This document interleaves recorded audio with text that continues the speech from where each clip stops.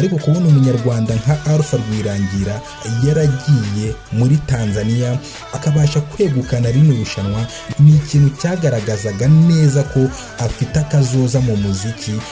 Ni ukuvuga ngo ubundi Alpha Rwirangira twumvaga ko ari umuhanzi uzagera ku rwego mpuzamahanga, ariko ibyo ntago byaje gukunda. Narabibabwiye ati umuhanzi ugeze muri Amerika sinzi ikintu cyita kibaho, ariko Alpha Rwirangira nawe urabona ko agiye kuzima.